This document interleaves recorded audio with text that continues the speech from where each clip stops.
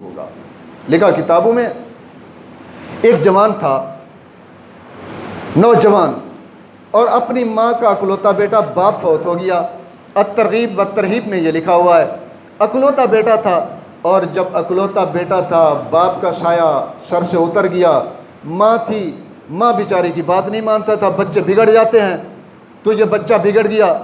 برائیوں میں لگ گیا، لیکن اس کی عادت یہ تھی کہ جب بھی کوئی گناہ کرتا تھا تو اس کو اپنی ڈائری میں لکھ لیتا تھا، ایک کاپی بنائی ہوئی تھی، تو گناہ جو کرتا تھا اس کو اپنی ڈائری میں، اپنی کاپی میں اس کو لکھ لیتا تھا،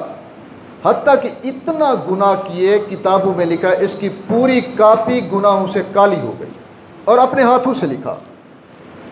ایک مرتبہ اس کو ماں سمجھاتی تھی لیکن ماں کی بات کو نہیں سمجھتا تھا۔ ایک مرتبہ ایک خاتون، اس کا شوہر فوت ہو گیا،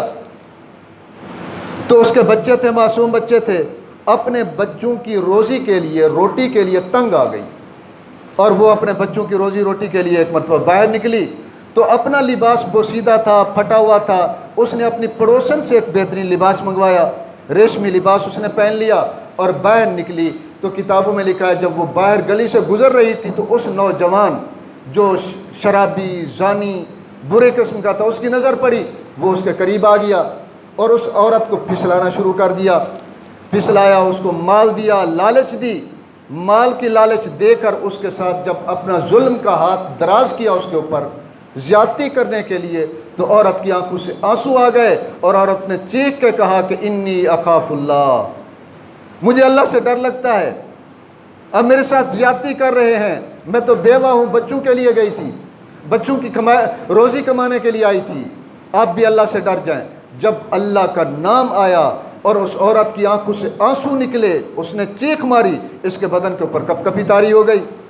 اور اس کی آنکھوں سے بھی آنسو بہہ گئے۔ کتابوں میں لکھا یہ رو پڑا، جب یہ رو پڑا تو اس نے اس خاتون کو کہا کہ آپ جائیں، یہ مال بھی لے جائیں، اور میری توبہ ہے، آج کے بعد میں گناہ نہیں کروں گا،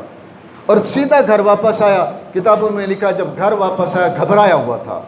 آنکھوں سے آنسو تھے، آنکھیں سرخ تھیں رو کر۔ ماں نے پوچھا بیٹا کیوں گھبرائے ہوئے، آپ کی آنکھوں سے آنسو ٹپکتے نظر آتے ہیں، شاید کہ کوئی مسئلہ بن گیا۔ ماں سمجھتی تھی گناہ گار ہے، کوئی مسئلہ بن گیا ہوگا۔ آگے رو کے کہنے لگا امی آج ایک عورت نے مجھے رلا دیا،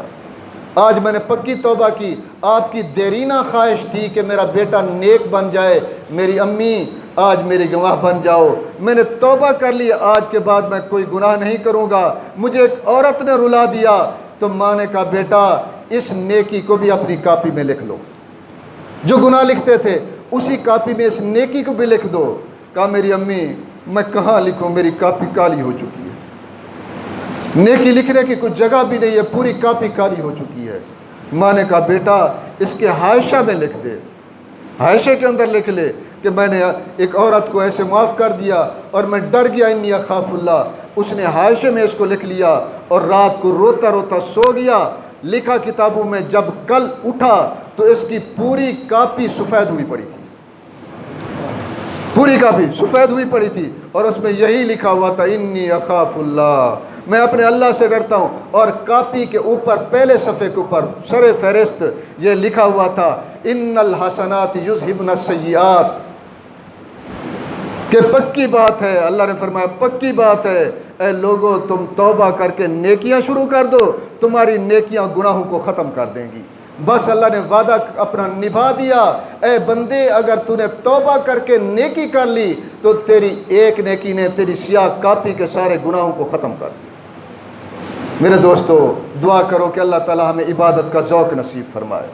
گناہوں سے بچنے اور تقوی کی زندگی نصیب فرمائے، جوانی کی عمر کی عبادت نصیب فرمائے، اللہ کے عرش کا سایہ نصیب ہوگا، ورنہ میرے دوستو قیامت کا سخت دن آنے والا ہے۔ اللہ تعالیٰ عمل کرنے کی توفیق عطا فرمائے۔ وآخر دعوانا ان الحمد للہ رب العالمین۔